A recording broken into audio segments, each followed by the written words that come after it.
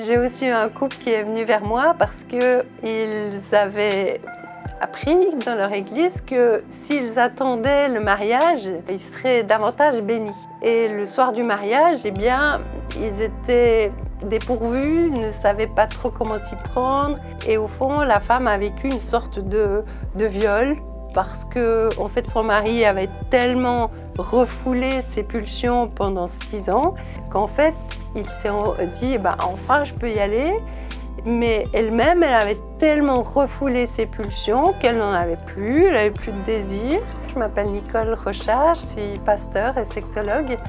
Je fais partie d'un groupement de sexologues chrétiens et j'accueille des personnes qui viennent vers moi parce qu'elles vivent des souffrances dans leur vie sexuelle. Dans mes consultations, je vois très souvent des personnes qui sont en souffrance parce qu'ils ont beaucoup de peine à concilier leur foi et la sexualité.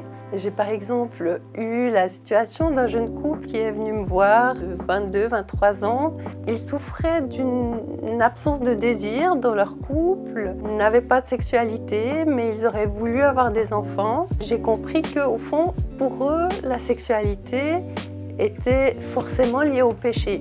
Et donc, ils se sentaient plus en harmonie avec Dieu, plus spirituels, s'ils n'avaient pas de sexualité. Et en creusant un peu, j'ai compris que, au fond, ils avaient été imprégnés par des paroles de la Bible, comme la chair est faible, qui ne parle pas de sexualité, mais de la difficulté pour les disciples à rester éveillés quand Jésus souffre avant de mourir.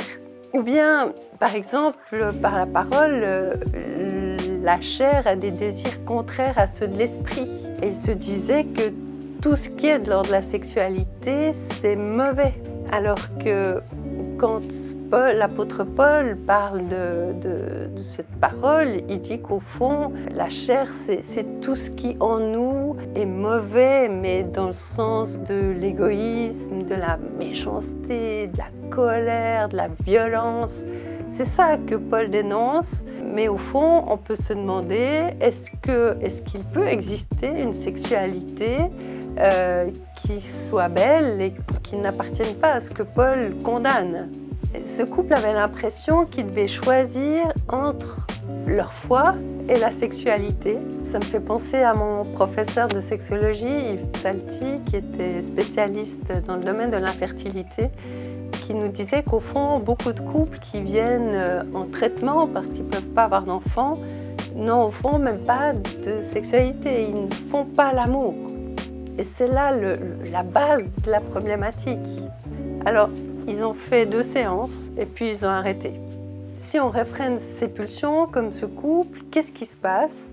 Parfois, on s'aperçoit que ces pensées peuvent devenir obsessionnelles et que ça peut, alors là, devenir une forme d'addiction, une addiction qui va couper les gens d'eux-mêmes, couper la relation avec les autres, les rendre dépendants de pensées qui leur font du mal, et que là, au fond, ça va être véritablement un immense sujet de souffrance. On voit que depuis très très longtemps, la sexualité a été entourée de méfiance, de mise en garde, de danger. On a fait croire qu'elle était porteuse de risques pour l'âme et au fond, on s'en défait très difficilement, en particulier dans l'Église. Et pour saint Augustin, il fallait bien cadrer la sexualité uniquement dans le cadre du mariage et pour la procréation. Il pensait que le sexe était lié au péché originel parce que justement, il est difficile à contrôler, ou en tout cas, il y a parfois des pulsions difficiles à contrôler. C'est ce qui a apporté une valorisation du célibat et de la chasteté comme étant un degré supérieur de sainteté. J'ai aussi eu un couple qui est venu vers moi parce qu'ils avaient appris dans leur église que s'ils attendaient le mariage, ils seraient davantage bénis. Et le soir du mariage, eh bien, ils étaient dépourvus, ne savaient pas trop comment s'y prendre.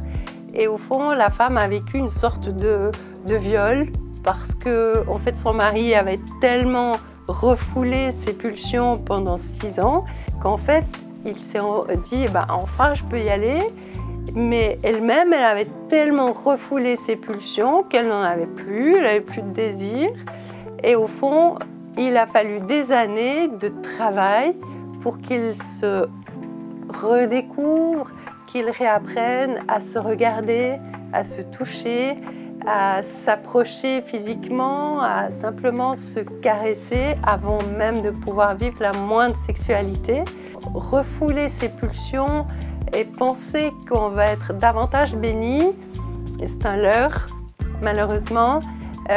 Et on a à se réapproprier la sexualité, se réapproprier son corps, parce que si on le refoule pendant trop longtemps, on ne peut pas le redécouvrir, se le réapproprier facilement. Ça nécessite tout un travail. Je pense aussi à cette femme d'une soixantaine d'années qui me disait qu'au fond, elle aimait beaucoup son mari, mais que ça la fatiguait, ça la lassait, qu'il veuille toujours du sexe, qu'elle pourrait vraiment s'en passer. Je dirais qu'il y a beaucoup de gens que j'ai rencontrés qui se sentent plus spirituels s'ils n'ont pas de sexualité. Souvent parce qu'ils ont cette pensée de Paul dans 1 Corinthiens 6 qui dit que notre corps est le temple du Saint-Esprit. Et au fond, ces gens se disent, mais est-ce que je peux être le temple du Saint-Esprit et vivre de la sexualité? Pour moi, je crois que la sexualité, c'est vraiment un cadeau que Dieu nous donne et que dans ces moments d'intense relation avec notre conjoint, conjointe, il y a quelque chose de l'amour de Dieu qui se manifeste. On s'aperçoit que le clitoris et le pénis ont la même origine embryologique et au fond, Dieu a situé là des terminaisons nerveuses en très très grand nombre pour qu'elles puissent produire un sentiment de bonheur, de plaisir. Il y a aussi dans l'orgasme une décharge d'ocytocine qui est l'hormone de l'attachement. Au fond, un couple qui se prive de sexualité se prive de ce privilège d'avoir des hormones qui les aident à se rapprocher l'un de l'autre, à se sentir unis. Je pense aussi en ce moment à cet homme de 35 ans qui était venu parce qu'il avait, comme il disait, une dépendance à la pornographie. Pour lui, une parole de la Bible qui le préoccupait beaucoup, c'était d'amener toute pensée captive à l'obéissance de Christ.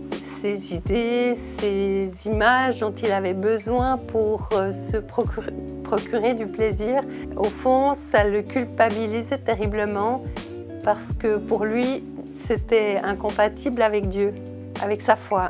On a travaillé ensemble pour qu'il puisse confier à Dieu ses pensées parce qu'au fond, Dieu nous a créés avec cette capacité de produire des images en soi, d'avoir des fantasmes. C'est bien sûr aussi toute pensée qui peut nous venir en lien avec, par exemple, un ou une collègue qu'on trouverait belle, beau, bien fait, dont le corps nous attire. C'est possible, c'est pas grave en soi. Le but n'est pas de refouler tout fantasme, mais plutôt de savoir les gérer. Ce n'est pas parce qu'on a un fantasme qu'on doit le réaliser.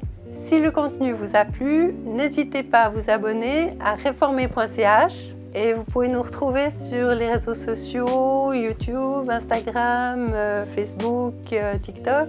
Et n'hésitez pas à me contacter sur le groupement de sexologues chrétiens ou d'autres sexologues ou moi-même sommes à votre disposition pour vous accompagner sur ces thématiques. Vous trouverez d'autres vidéos sur le même thème, comme cette vidéo sur le polyamour.